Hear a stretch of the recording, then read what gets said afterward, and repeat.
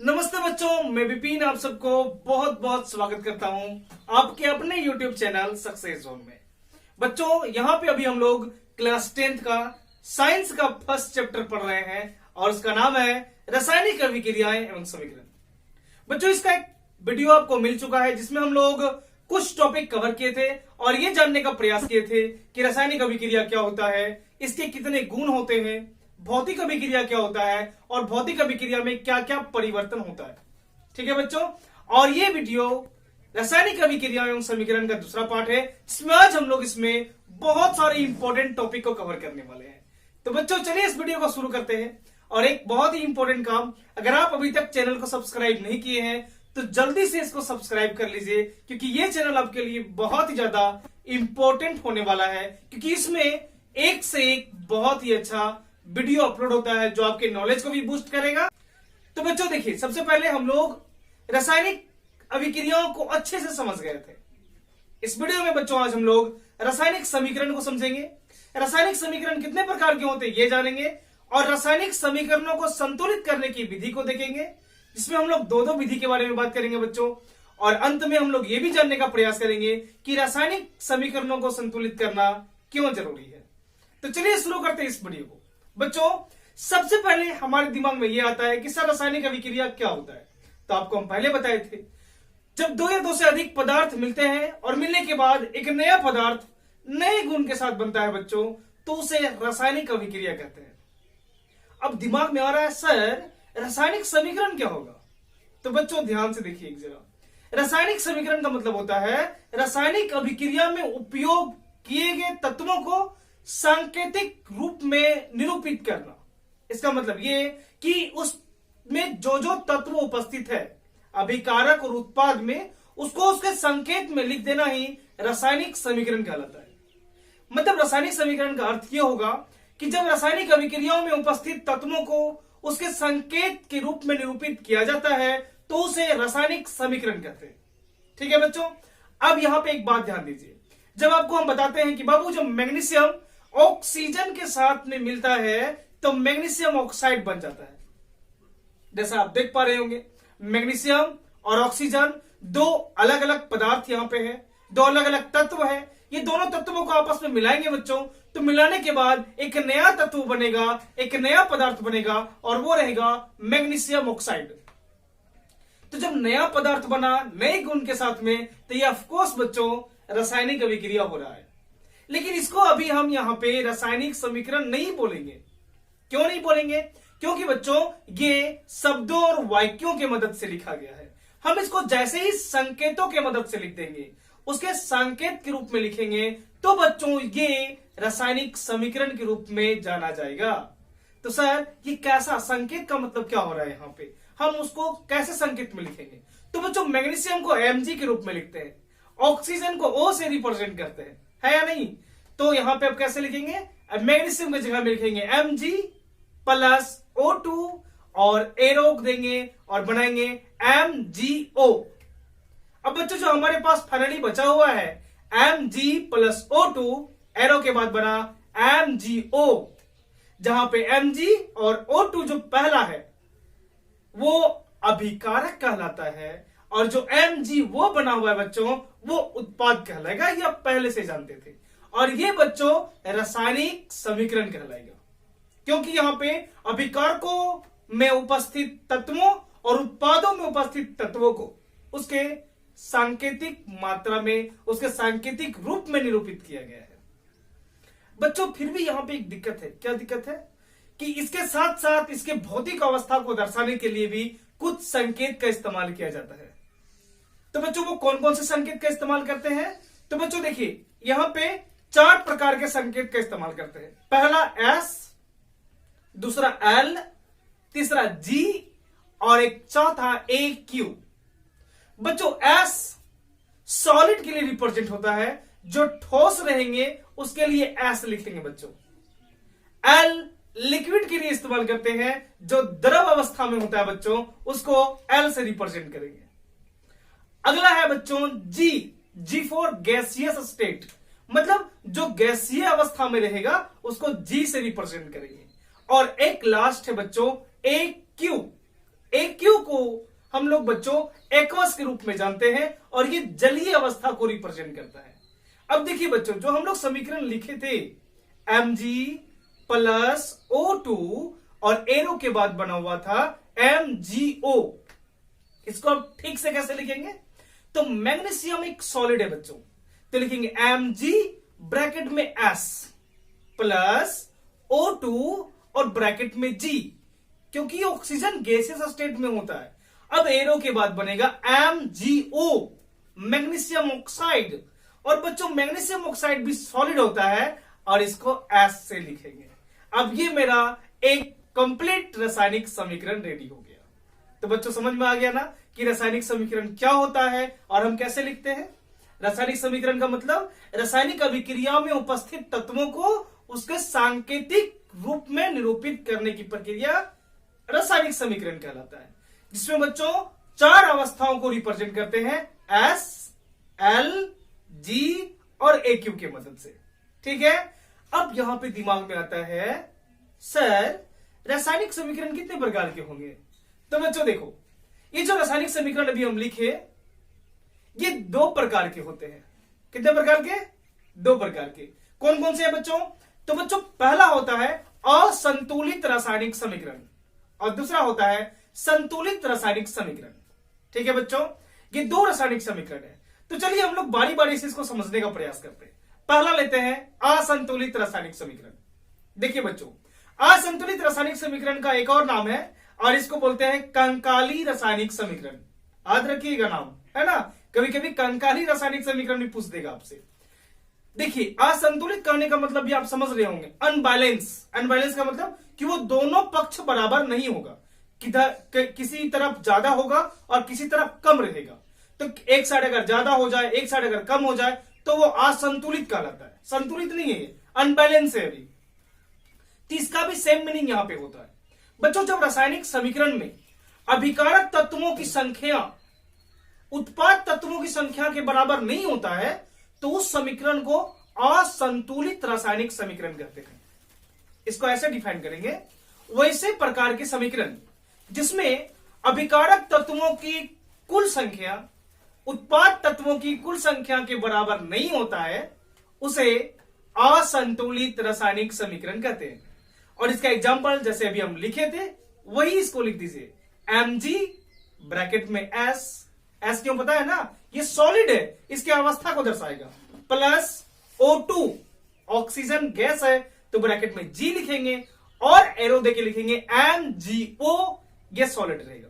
बच्चों इसमें थोड़ा गौर से आप देखो, तो गौर से क्या देखने के लिए बोल रहे हैं बच्चों, यहां ध्यान से देखो बच्चों। इसके अभिकारक तत्वों में अगर हम देखें तो मैग्नीशियम 1 है और ऑक्सीजन 2 है, लेकिन उत्पाद में जब हम देखते हैं बच्चों तो हमको मैग्नीशियम 1 नजर आता है जो सही है, लेकिन वहां पे ऑक्सीजन भी 1 नजर आता है। ये थोड़ा अनबैलेंस कर देता है, असंतुलित कर देता है। संतुलित करने का मतलब कि दोनों पक्ष में बराबर होना चाहिए। यहां पे एक तरफ ऑक्सीजन 2 है, एक तरफ ऑक्सीजन 1 है, तो ये ऐसे समीकरण बच्चों असंतुलित रासायनिक समीकरण कहलाता है और इसे कंकाली रासायनिक समीकरण के नाम से भी जाना जाता है। तो ये बात समझ में आ गया। असंतुलित का मतलब अभिकारक तत्वों की संख्या उत्पाद तत्वों की संख्या के बराबर नहीं होगा तो उसे हम असंतुलित रासायनिक समीकरण के नाम से जानेंगे। अगला जो है बच्चों वो है संतुलित रासायनिक समीकरण। फिर से और ध्यान से सुनिएगा, संतुलित रासायनिक समीकरण। बच्चों संतुलित रासायनिक समीकरण का मतलब क्या होता है? तो संतुलित रासायनिक समीकरण का मतलब होता है वैसे प्रकार के समीकरण जिसमें अभिकारक तत्वों की कुल संख्या उत्पाद तत्वों की कुल संख्या के बराबर होता है, उसे संतुलित रासायनिक समीकरण कहते हैं। अब इसका एग्जांपल एक देख लीजिए बच्चों, जैसे C प्लस O2 एरो के बाद बनेगा CO2। बच्चों ये एक प्रकार का रासायनिक अभिक्रिया है जिसमें कार्बन ऑक्सीजन के साथ जब अभिक्रिया करेगा तो क्या बनेगा? कार्बन डाइऑक्साइड बनता है। बच्चों यहां पे अब थोड़ा ध्यान से देखिए, तो अभिकारक तत्वों में 1 कार्बन है और अभिकारक तत्वों में 2 ऑक्सीजन है। अब जैसे ही हम उत्पाद की ओर नजर डालेंगे तो हमको वहां पे भी 1 कार्बन और 2 ऑक्सीजन मिलेगा। तो बच्चों ये दोनों तरफ अभिकारक तत्वों की कुल संख्या उत्पाद तत्वों की कुल संख्या के बराबर है, तो ये जो समीकरण आपके पास आया, ये जो रासायनिक समीकरण हम बनाए, ये रासायनिक समीकरण बच्चों संतुलित रासायनिक समीकरण के नाम से जाना जाएगा। तो समझ में आ गया आई होप। समीकरण कितने प्रकार के होंगे? ये 2 प्रकार के होंगे। पहला असंतुलित रासायनिक समीकरण और दूसरा संतुलित रासायनिक समीकरण। तो यहां तक कोई कंफ्यूजन नहीं होना चाहिए। एक बात ध्यान दीजिएगा बच्चों, ये 4 जो अवस्था हम बताए, जिसमें सॉलिड होता है, फिर लिक्विड होता है, फिर गैस होता है और फिर एक एक्वस होता है, ये 4 को आप अच्छे से लर्न रखिएगा, क्योंकि जब भी आप अपने बुक खोलिएगा तो जितने भी रासायनिक समीकरण लिखे रहेंगे उसमें ब्रैकेट में एस लिखा रहेगा, कहीं ब्रैकेट में एल लिखा रहेगा, कहीं ब्रैकेट में जी लिखा रहेगा, कहीं ब्रैकेट में ए क्यू लिखा रहेगा।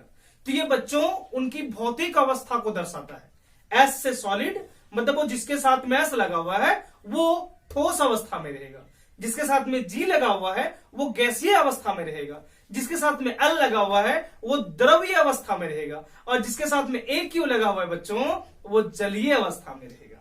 ठीक है। अब देखिए बच्चों, सबसे पहला बात यहां पे क्या आता है कि सर क्या संतुलित रासायनिक समीकरण पहले से होता है क्या? तो बच्चों कोई कोई समीकरण ऑलरेडी संतुलित होता है, लेकिन अधिकांश समीकरण जो होते हैं वो संतुलित नहीं होता है, उसको संतुलित बनाना पड़ता है। जैसे अभी आप देखें ना, Mg प्लस O2 एरो के बाद बना था MgO, मतलब मैग्नीशियम ऑक्साइड। ये एक असंतुलित रासायनिक समीकरण है और इसको संतुलित बनाना है। तो बच्चों संतुलित कैसे बनाएंगे? तो घबराने का बात नहीं है, आपको बहुत ही सरल तरीके से यह संतुलित बनाने की विधि आपको हम समझाएंगे, और वो भी 2 मेथड आपको समझाएंगे। तो चलिए आपको लेके चलते हैं हम एक दूसरे बोर्ड पे, जहां पे आपको अच्छे से हम समझा सके कि बच्चों रासायनिक समीकरणों को कैसे संतुलित करेंगे। ठीक है। 4 समीकरण हम लिए हैं, ये चारों समीकरणों को हम संतुलित करके दिखाएंगे। देखिए बच्चों, यहाँ पे मेरा काम है आपको अच्छे से समझा देना कि संतुलित कैसे होता है। अगर आप कॉन्सेप्ट पकड़ लीजिएगा तो कोई भी रासायनिक समीकरणों को बहुत ही इजी तरीके से संतुलित कर पाइएगा। बच्चों यहाँ पे हम 2 विधि का बात करेंगे। ठीक है। एक बात कुछ समझ लीजिएगा पहले। देखिए बच्चों, जब भी रासायनिक समीकरणों को संतुलित करने के लिए दिया जाए तो हम लोग कहां कहां लिख सकते हैं, सो देखिए। सपोज हमारे पास अगर दिया हुआ पहला Mg प्लस O2 बन गया MgO, मतलब मैग्नीशियम जब ऑक्सीजन के साथ मिलेगा बच्चों तो मैग्नीशियम ऑक्साइड बनेगा। एक बात अब दिमाग में सेट रखिएगा, कभी भी हम लोग इधर उधर नहीं लिखेंगे। जब भी संतुलित करने के लिए कोई भी संख्या लिखेंगे बच्चों तो इसके सामने लिखा जाता है, यहां पे इसके सामने लिखेंगे और यहां पे इसके सामने लिखेंगे। मतलब बच्चों हम लोग वो तत्वों या यौगिक के सामने लिखेंगे, हम लोग कभी भी उसके इस जगह पे नहीं लिखेंगे बच्चों। ठीक है, ये दिमाग में अपने सेट रखना है। ठीक है बच्चों। अब देखिए हम कितने मेथड के बारे में यहां बात करेंगे और किस तरह यहां पे हम बनाएंगे। बच्चों जो पहला मेथड है उसको बोलते हैं हीट एंड ट्रायल मेथड। इसका मतलब क्या है, देखिए पहले यहां समझिए, ये सबसे बेस्ट मेथड है। ऐसा इसलिए हम बोलते हैं क्योंकि इसमें थोड़ा सा दिमाग लगता है, आप सोचते हैं और उसके बाद बच्चों ये आप आराम से संतुलित कर सकते हैं। संतुलित करने का मतलब होता है बच्चों, हम लोग अभिकारक तत्वों को देखते हैं। ये अभिकारक है, जैसा हम आपको पहले भी बता चुके हैं, और बच्चों ये उत्पाद है। और आपको बताए थे अभिकारक तत्वों की कुल संख्या उत्पाद तत्वों की कुल संख्या के बराबर होना चाहिए। यहां पे एक मैग्नीशियम है, अगर हम देखें अभिकारक में तो मैग्नीशियम की संख्या 1 है, और इधर भी देखें तो मैग्नीशियम की संख्या 1 है। अगर ऑक्सीजन की संख्या की हम बात करें बच्चों तो इधर 2 है और इधर 1 है, जो आपस में बराबर नहीं है। इसको बराबर करना है, तो बराबर करने के लिए हम लोग क्या करेंगे, तो किसी संख्या से गुना करेंगे और गुना करने के बाद बच्चों उसको बराबर करेंगे। अब यहां पे थोड़ा ध्यान दीजिए, जिस संख्या से हम गुना करेंगे उसको सोचना पड़ेगा और सोच के उसको गुना करेंगे। तो सोचना कैसे, यहां देखिए बच्चों, यहां एक बात देखिए, यहां पे मैग्नीशियम 1 है और यहां पे मैग्नीशियम 1 है, तो मैग्नीशियम के बारे में कुछ ज्यादा नहीं सोचना है। अब बात करते हैं ऑक्सीजन पे बच्चों, तो यहां पे ऑक्सीजन 2, यहां पे ऑक्सीजन 1 है, तो क्या करेंगे, ऑक्सीजन को दोनों तरफ भी बराबर करने का कोशिश करते हैं। बच्चों यहां पे अगर 2 है तो यहां पे हम क्या करेंगे, इसको 2 से गुना कर देंगे। अभी आपको हम समझाएं कि कभी भी हम इसके नीचे नहीं लिखेंगे, वो यौगिक में पहले से लिखा होता है। जब भी हम संतुलित करेंगे तो संतुलित करने के लिए जो भी संख्या हम गुना करेंगे बच्चों, वो यौगिक या तत्व के जस्ट सामने लिखेंगे। तो यहां पे आप जैसे ही 2 लिखते हैं तो ऑक्सीजन 2 हो गया, इसके साथ साथ मैग्नीशियम भी 2 हो चुका है। फिर से यह असंतुलित हो गया। ऑक्सीजन संतुलित हो चुका है, लेकिन अब मैग्नीशियम असंतुलित हो गया। इधर मैग्नीशियम 2 हो गया और इधर मैग्नीशियम 1 हो गया। तो इसको संतुलित करने के लिए फिर से यहां पे हम 2 से गुना कर देंगे। अब हमारे पास जो फाइनली बन के आता है वो आता है 2mg प्लस O2 और ये बनेगा 2mgO। ये बच्चों जो आपके पास समीकरण ये आया आपके पास अभी, ये एक प्रकार का संतुलित रासायनिक समीकरण है। संतुलित इसलिए बच्चों कि इस बार अभिकारक तत्वों का कुल संख्या, ये अभिकारक है ना, यहां ध्यान से देखिएगा, ये है अभिकारक। अभिकारक तत्वों का कुल संख्या उत्पाद तत्वों के कुल संख्या के बराबर होगा। एक बार इसको चेक कर सकते हैं। कैसे चेक करेंगे? तो बच्चों अगर हम मैग्नीशियम का बात करें तो यहां पे 2 मैग्नीशियम है, इधर बात करें इधर भी 2 मैग्नीशियम है। इधर अगर हम बात करें बच्चों तो ऑक्सीजन 2 है और इधर बात करें इधर भी ऑक्सीजन 2 है। मतलब दोनों तरफ बच्चों अभिकारक और उत्पाद में तत्वों की संख्या बराबर है। अब जब बराबर होता है तो उसी को हम संतुलित रासायनिक समीकरण कहते हैं। ये जो मेथड लगाए बच्चों, इसको हीट एंड ट्रायल मेथड बोलते हैं। इसमें हम लोग खुद से सोचते हैं और उसके बाद संख्याओं से गुना करते हैं और दोनों तरफ के तत्वों को बराबर करने का प्रयास करते हैं। चलिए एक बार और ध्यान देते हैं। यहां पे 4 एग्जाम्पल लिए हैं, हम बारी बारी से सभी को संतुलित करके आपको दिखाएंगे दोनों मेथड से, ठीक है? इसलिए पेशेंसली इसको आराम से देखिए और समझने का कोशिश कीजिए कि यहां पे हम क्या कर रहे हैं। दूसरा है बच्चों H2 प्लस O2 बन गया H2O। ये वाला है अभिकारक और ये वाला है उत्पाद। ये बात हम बहुत बार रिपीट कर चुके हैं। आई होप ये आप कभी नहीं भूलिएगा कि जो रासायनिक अभिक्रिया में भाग लेता है वो अभिकारक कहलाता है, जो रासायनिक अभिक्रिया से बन जाता है वो उत्पाद कहलाता है। ये बात ध्यान दीजिएगा। इधर अगर देखें बच्चों तो ये हाइड्रोजन की संख्या इधर 2 है, ऑक्सीजन की संख्या 2 है। इधर देखें बच्चों, इधर हाइड्रोजन की संख्या 2 है लेकिन ऑक्सीजन की संख्या 1 है। अभिकारक तत्वों की कुल संख्या उत्पाद तत्वों की कुल संख्या के बराबर नहीं है। तो जब नहीं है बच्चों, इसका मतलब क्या है कि ये एक प्रकार का असंतुलित रासायनिक समीकरण है और ये बोल सकते हैं कि एक कंकाली रासायनिक समीकरण है। संतुलित करने के लिए क्या करना पड़ेगा? तो कुछ संख्याओं से गुना करना पड़ेगा। बच्चों यहां देखिए, इधर 2 हाइड्रोजन है, इधर भी 2 हाइड्रोजन है। हाइड्रोजन पर ध्यान नहीं देना है। यहां पे ऑक्सीजन 2, यहां पे एक ही ऑक्सीजन है। अब संतुलित करने के लिए अभिकारक से उत्पाद में अगर हम देखेंगे तो उत्पाद में भी 2 ऑक्सीजन होना चाहिए। अब क्या करेंगे बच्चों? तो देखिए थोड़ा ध्यान से देखिए, हम यहां 2 से गुना कर देंगे। जब आप यहां पे 2 से गुना कीजिएगा तो ये ऑक्सीजन 2 हो गया, लेकिन हाइड्रोजन अब इधर 4 हो चुका है। लेकिन हमारे अभिकारक में तो हाइड्रोजन 2 ही है। तो क्या करेंगे? तो थोड़ा सा दिमाग लगाइए, इधर भी आप 2 से गुना कर दीजिए बच्चों। अब यहां पे एक बात देखिए, यहां पे हाइड्रोजन हो गया 4, ऑक्सीजन है 2। अब इधर देखिए, इधर भी हाइड्रोजन है 4, ऑक्सीजन है 2। तो ये जो अभिक्रिया हमारे पास बन के रेडी हुआ, ये जो समीकरण रेडी हुआ, ये एक संतुलित रासायनिक समीकरण है। ठीक है बच्चों? अब इसको आप ऐसे लिखिएगा। देखिए इसको हम कैसे लिखेंगे? इसको आप ऐसे लिखेंगे 2H2 प्लस O2 एरो के बाद 2H2। ये अभिकारक तत्वों की संख्या है, ये उत्पाद तत्वों की संख्या है और ये दोनों आपस में बराबर है बच्चों, इसलिए ये संतुलित रासायनिक समीकरण कहलाएगा। चलिए एक और हम देखते हैं बच्चों। ये तीसरा हम लेते हैं ना, तीसरा कौन सा है? तो तीसरा है Fe प्लस H2O बनाएगा Fe3O4 प्लस H2। अब थोड़ा यहां ध्यान से देखिएगा बच्चों। अच्छा शायद ये नहीं दिख रहा होगा, है ना? इसको थोड़ा नीचे लिख देते हैं।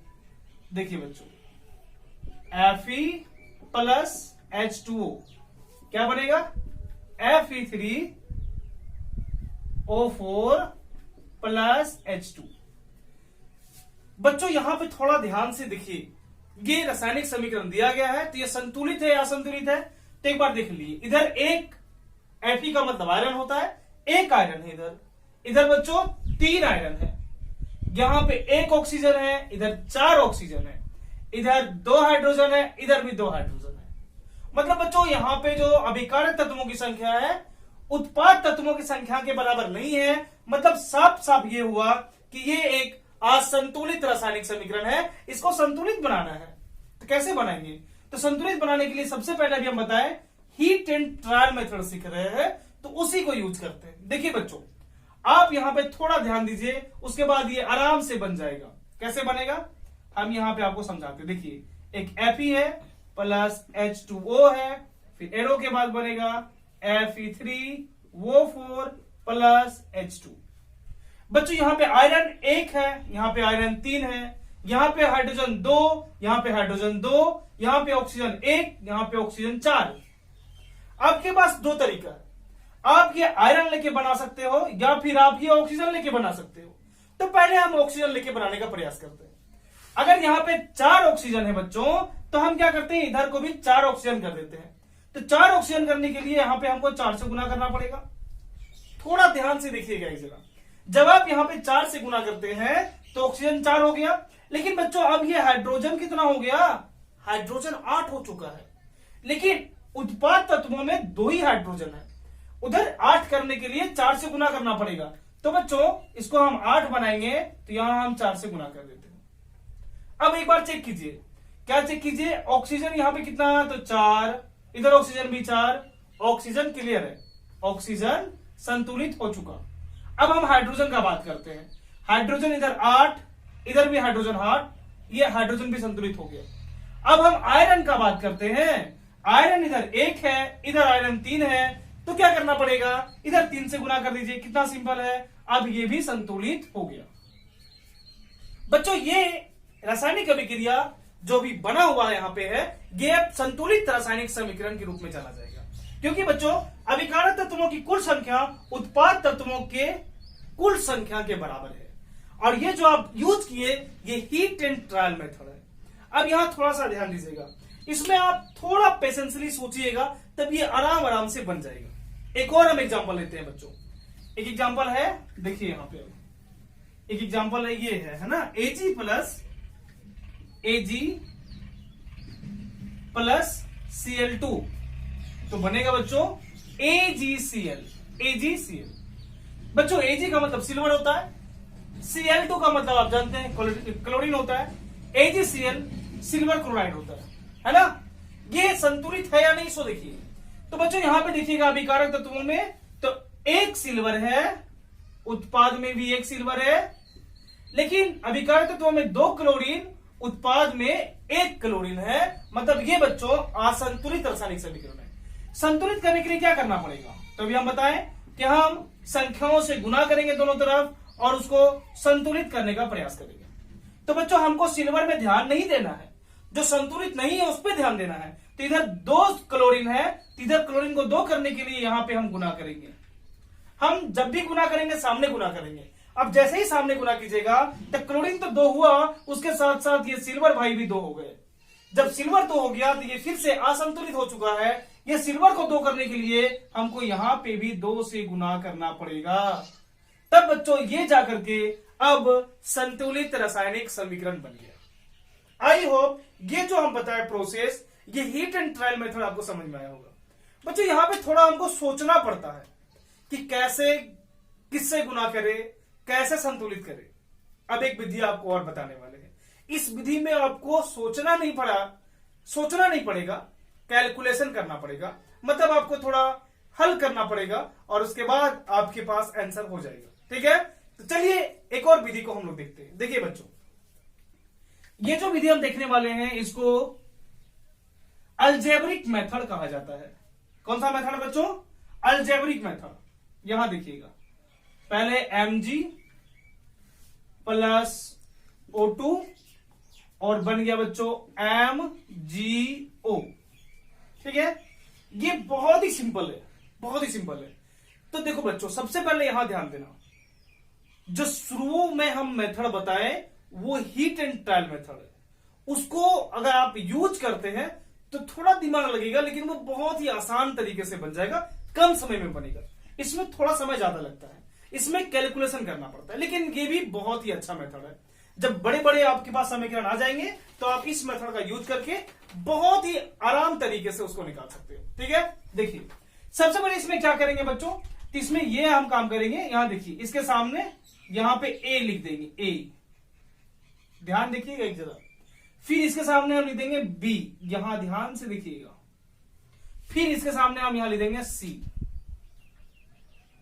ठीक है, अब एक बात अच्छे से और ध्यान से आप समझ जाइए, आप जो भी लिखे हैं ए बी और सी, आप इस जगह पे केवल आप माने हैं और उसी चीज को आप लिखे। अब यहां पे देखिए कितने तरह से तत्व यहां पे उपस्थित है, तो एक वो है मैग्नीशियम और एक है ऑक्सीजन, बस दो ही तत्व है बच्चों। अब यहां थोड़ा ध्यान से यहां देखने का प्रयास कीजिए, तो अभिकारक तत्वों का संख्या उत्पाद तत्वों की संख्या के बराबर होता है। तो इधर हम मैग्नीशियम का अगर हम बात करेंगे बच्चों, मैग्नीशियम का देखिए, मैग्नीशियम का तो मैग्नीशियम ए है, इधर कोई और मैग्नीशियम नहीं है, तो ये मैग्नीशियम सी के बराबर होगा। ठीक है, ये के लिखे। इसी तरह आप ऑक्सीजन में ध्यान दीजिए, यहां पे कितना ऑक्सीजन है, तो यहां पे 2 ऑक्सीजन है, इधर लिखेंगे 2b बराबर क्या है बच्चों, ध्यान दीजिए 2b बराबर सी के बराबर लिखेंगे, सी के बराबर लिखेंगे। इतना काम आप आराम से कर लिए होंगे। अगर ये नहीं समझ में आया तो हमें भी और बताएंगे, तो आपका जो डाउट है वो क्लियर हो जाएगा। बच्चों यहां तक करने के बाद आप क्या कीजिएगा, इसमें किसी एक को आप अपने मन से कोई भी संख्या मान सकते हैं। तो सबसे ज्यादा इजी रहता है एक मानना। ठीक है, तो हम क्या करेंगे, किसी एक को बच्चों हम यहां पे 1 मान लेंगे, मतलब क्या करेंगे 1 उसको हम कंसिडर कर लेंगे। अब थोड़ा ध्यान से यहां देखिए, तो हम किसी एक को 1 मान लेते हैं। सपोज कि हम ए को 1 मान लेते हैं, लेट ए बराबर 1। तो जैसे ही हम ए को 1 मानेंगे, ध्यान से देखिए, ए को 1 मानेंगे तो सी का भी वैल्यू 1 आ जाएगा। बोलिए आएगा कि नहीं आएगा। जब ए 1 है बच्चों, यहां ध्यान से देखिए, जब ए बराबर सी है तो सी बराबर भी तो 1 होगा, होगा या नहीं होगा, आराम से होगा। सर ए को हम 1 माने तो सी का वैल्यू 1 हो जाएगा, होगा ना। अब देखो समीकरण 2 में ध्यान देना, यहां पे इस पे ये 2b बराबर सी है तो होगा, इसलिए फिर से हम लिखेंगे 2b बराबर सी। तो चूंकि c बराबर 1 है इसलिए 2b बराबर 1 होगा और b बराबर कितना होगा 1/2। अब यहां पे थोड़ा ध्यान से देखो क्या है, तो a का मान आया 1, b का मान आया 1/2 और c का मान आया 1। ये जो आया बच्चों वही संख्या है जो आप संतुलित करने के लिए गुना कीजिएगा। जो आप सोच सोच के गुना करते थे वो कैलकुलेशन में निकल गया। अब क्या करना है, ए बी के जगह में 1, 1/2 और सी के जगह में 1 रख दीजिए। अब इसको फटाफट रखिए, कैसे रखेंगे, तो देखिए ए के जगह में 1 रखेंगे तो बनेगा ये mg प्लस बी के जगह में 1/2 रखेंगे, यहां होगा 1/2 O2 और सी के जगह में 1 रखेंगे तो हो जाएगा mgO। ठीक है बच्चों, ऐसे थोड़ा सुटेबल नजर नहीं आता है, हम ऐसे भी छोड़ सकते हैं, ये भी सही है, लेकिन ये 1/2 यहां पे थोड़ा अच्छा नहीं लगता, फ्रैक्शन में आ गया है। तो ये फ्रैक्शन को हटाने के लिए हम जानते हैं दोनों तरफ से 2 से गुना कर देंगे तो 2 कट जाएगा। जैसे ही आप दोनों तरफ 2 से गुना कीजिएगा तो हो जाएगा 2mg प्लस O2 और हो गया mgO, यहां होगा। देखिए बच्चों ये कितना सिंपल है, कितना इजी है। इसमें बच्चों हम लोग बीजीय व्यंजक विधि से जब भी हल करते हैं तो हमको सोचना नहीं पड़ता है, हमको कैलकुलेशन करना पड़ता है और उसी कैलकुलेशन के दौरान आपका वो सभी वैल्यू आ जाएगा जो आपको वहां पे लगाना है। ठीक है, चलिए एक और हम लोग इसका एग्जांपल लेते हैं ताकि जो भी डाउट आपके पास होगा वो सब खत्म हो जाएगा। देखिए बच्चों थोड़ा यहां पे समझिएगा, है ना, हल्का सा समझना है, ज्यादा नहीं समझना है, फिर आपको अच्छे से समझ। अब बहुतों को लग रहा होगा सर ये मेथड तो नहीं समझ में आया। बच्चों आराम से, अभी तो शुरू हुआ है, हम एक ही एग्जांपल बताया ना, दूसरा एग्जांपल आपको बताने वाले हैं। दिल थाम के बैठिए, सब अच्छे से समझ में आने वाला है और ये मेथड भी बहुत लाजवाब है। देखो बच्चों सबसे पहले जब हम अलजेब्रिक मेथड से इसको संतुलित करते हैं बच्चों तो क्या करेंगे, हम कुछ मान लेते हैं, जैसे मानते हैं AH2, यहां पे ये मानेंगे, यहां पे B मान लीजिए, सबके सामने कुछ ना कुछ आपको मान लेना है। यहां पे मान लीजिए CH2। ठीक है बच्चों, अब आपको क्या बताया गया था? आपको यह बताया गया था कि अभिकारक तत्वों की कुल संख्या उत्पाद तत्वों की कुल संख्या के बराबर रहता है। तो आप यहां पे क्या कीजिएगा, उसी तरीके से यहां पे लिखने का प्रयास कीजिए। यहां पे H2 है, मतलब A फिर H2 है, यानी कि 2A। ये किसके बराबर रहेगा? ये उत्पाद तत्वों के हाइड्रोजन के तत्वों के बराबर रहेगा। तो बच्चों यहां पे हाइड्रोजन में 2 है, तो मतलब 2C के बराबर रहेगा। ये पहला समीकरण आ गया। अब हाइड्रोजन खत्म, अब ऑक्सीजन पे ध्यान देते हैं। बच्चों यहां पे 2 ऑक्सीजन है, मतलब 2B होगा बराबर। ये किसके बराबर रहेगा? तो उत्पाद के ऑक्सीजन के बराबर रहेगा। तो उत्पाद में कितना ऑक्सीजन है? 1 ऑक्सीजन, तो ये 1C के बराबर रहेगा। ये बात आप समझ गए ना? ठीक है। इतना लिखने के बाद आपको हम बताए थे कि बच्चों आप जो माने हैं ABCD में से, उसमें किसी एक को आप 1 2 3 कोई भी संख्या मान लीजिए। अगर आप 1 मानते हैं तो ज्यादा इजी होता है ना? तो चलिए हम किसी को मान लेते हैं। तो हम मानेंगे A को, लेट A बराबर 1। जब A को 1 मानेंगे बच्चों, तो यहां पे क्या आएगा पता है? 2 इंटू 1 बराबर 2C। तो फिर आएगा 2 बराबर 2C, तो C बराबर आएगा 1। 2/2 करेंगे, आप जानते हैं ये गुना में इधर भागा हो जाएगा, कटेगा तो 1 आ जाएगा। A को 1 माने तो C का मान भी 1 निकला। अब बच्चों हम क्या करेंगे? तो C का मान 2 में रखेंगे। 2 में रखने पर तो C का मान 2 में रखिए, तो 2 इंटू B बराबर C। तो C की जगह में 1 है तो 1 रखेंगे, तो आएगा B बराबर 1/2। अब यहां पे ध्यान से देखिए, आपके पास क्या क्या आया? आपके पास A का मान 1 माने, B का मान 1/2 आया, और C का मान कितना आया? 1 आया। ABC आपके पास निकल गया, और यही है जिसको आप गुना कर दीजिएगा तो समीकरण संतुलित हो जाएगा बच्चों, है ना? तो क्या करते हैं, इसको गुना कर देते हैं। तो A कहां था? यहां पे A था, यहां होगा 1, मतलब H2 प्लस B यहां पे है ना, मतलब B 1/2, मतलब 1/2 O2, और एरो के बाद है C मतलब 1, मतलब H2O।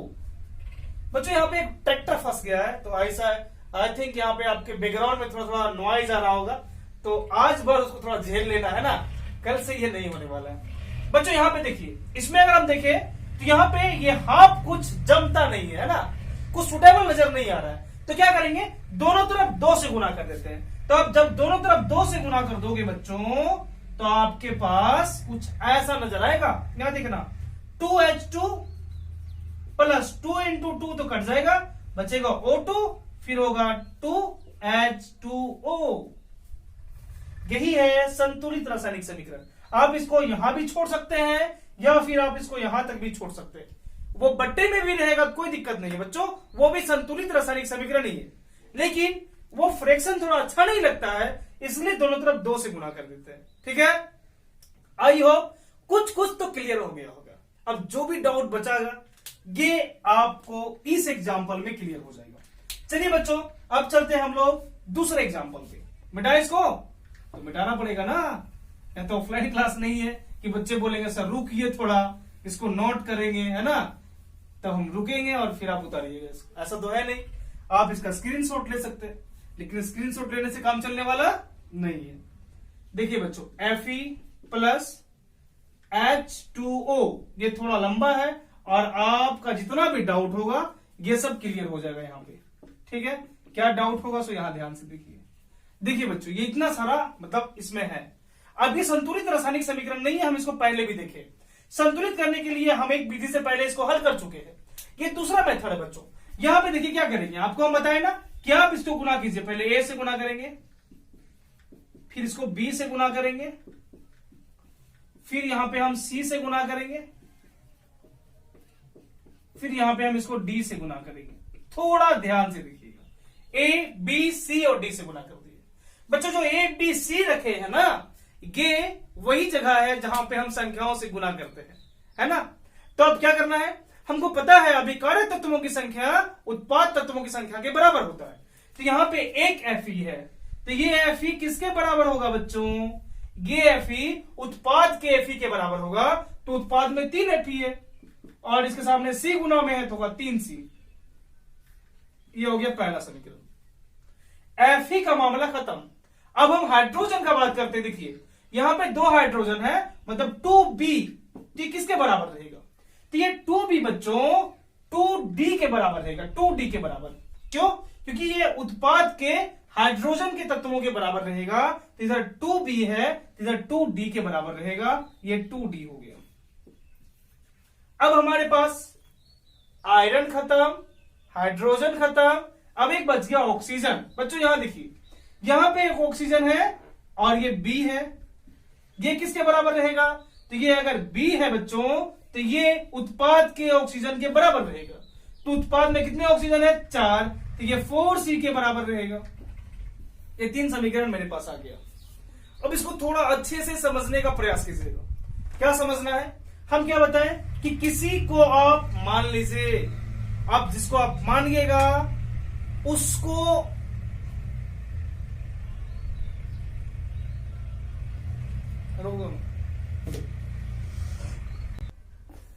देखिए बच्चों, आपको हम बताए थे इतना लिखने के बाद आप किसी एक को एक मान लीजिएगा, ठीक है? तो ज्यादा बेटर रहेगा कि जो ज्यादा बार रिपीट किया है उसको आप एक मान लीजिए। जैसे यहाँ पे C या B किसी एक को एक मान लेते हैं, तो हम C को मान लेते हैं बच्चों, है ना? अब ऐसा नहीं कि सर आप C को मान रहे, A को मानेंगे तो नहीं आएगा, ऐसा कुछ नहीं है। आप किसी को भी मान के बना सकते हो जी। A को भी मानिएगा तो भी आंसर आएगा, C को भी मानिएगा तो भी आंसर आएगा, D को भी मानेंगे तो भी आंसर वही आएगा, और तो कोई है ही नहीं ना। हम किसी को भी मानेंगे तो आंसर उतना ही आएगा, उसी तरह सॉल्व होगा, इसलिए घबराने का बात एकदम नहीं है बच्चों, ठीक है? अब यहां देखिए, अब बच्चों इतना लिखने के बाद आपको हम समझाए थे किसी एक को 1 मान लीजिए, तो ज्यादा बेटर रहेगा कि जो ज्यादा बार रिपीट किया है उसको आप 1 मान लीजिए। जैसे यहाँ पे C ज्यादा बार रिपीट है और B है, तो किसी को भी हम मान लेते हैं। चलिए हम मानते हैं C को, तो C को 1 मानते हैं, तो C बराबर 1 हो गया। अब किसी का दिमाग में ये आ रहा होगा, सर आप C मान रहे हैं, हम A मानेंगे तो आएगा कि नहीं आएगा, B मानेंगे तो आएगा कि नहीं आएगा, D मान के बनाएंगे तो आएगा कि नहीं आएगा। अरे यार तुम कुछ भी मान लो, A B C D में आपका आंसर वही आएगा और उसी तरह सॉल्व होगा, ठीक है बच्चों? हम C को जैसे ही 1 मानेंगे तो हमारे पास A का वैल्यू 3 आ जाएगा। देखिए C 1 माने, हमारे पास A 3 हो जाएगा, क्योंकि C के जगह में 1 रखेंगे तो A का वैल्यू 3 हो जाएगा। ये बात समझ में आ गया? अब बच्चों यहां एक बार देखो, अभी आप C को 1 माने थे, तो C जैसे ही 1 यहां पे रखेंगे ना, तो B का वैल्यू कितना हो जाएगा? तो B बराबर आ जाएगा 4 इंटू 1, B बराबर भी 4 आ गया। देखे यहां देखिए, C 1 माने थे तो B का वैल्यू कितना हो गया? 4 इंटू 1 मतलब 4। A का वैल्यू कितना हो गया? 3 इंटू 1 बराबर 3, और बच गया मेरे पास ये वाला समीकरण। अब हम B का वैल्यू क्या करेंगे? समीकरण 2 में रखेंगे। B का मान समीकरण 2 में रखेंगे। B का मान समीकरण 2 में रखने पर, अब बच्चों थोड़ा ध्यान से देखिए, B के जगह में 4 रखेंगे तो 2 इंटू 4 बराबर होगा 2D। समझ गए ना? ये 2 से ये 2 कट गया, तो D के जगह में कितना आ गया? 4। D का वैल्यू कितना आ गया? 4। अब आप यहां पे नोटिस कीजिए कि आपके पास A B C D का वैल्यू क्या क्या आया। तो बच्चों आप देखिएगा तो आपको पता लगेगा कि आपके पास A का मान आया 3, B का मान आया 4, C का मान आया 1 और D का भी मान आया 4। ये वही संख्या है बच्चों जिसको आप वहां पे गुणा कीजिएगा और वो समीकरण ऑटोमेटिक संतुलित हो जाएगा। इसमें हमको सोचने की जरूरत नहीं है। आपके जो हल किए ना, इसको जाके वहां पे रख दीजिए, फिर वो समीकरण खुद से संतुलित हो जाएगा। देखिए बच्चों, A की जगह में 3 रखते हैं तो यहां पे होगा 3Fe प्लस B की जगह में 4 रखते हैं तो होगा 4H2O, और C की जगह में 1 रखते हैं तो होगा Fe3O4, और बच्चों D की जगह में 4 रखेंगे तो होगा 4H2। अगर अभी जो हम संतुलित किए थे इससे पहले वाले मेथड में, अभी जाके आप देख लीजिए वीडियो को पीछे करके, वहां पे भी यही वाला समीकरण आया था जहां पे हम लोग संतुलित किए थे सोच के, तो वो भी आया था 3Fe प्लस 4H2O, और एरो के बाद जो उत्पाद तत्वों में आया था Fe3O4 plus 4H2। I hope ये दोनों मेथड आपको अच्छे से समझ में आया होगा।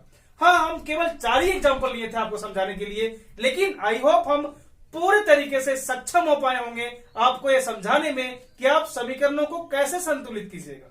अब आप कोई भी समीकरण उठा के संतुलित करके देखिए, बहुत ही सरलता से वो सभी समीकरण संतुलित हो जाएंगे।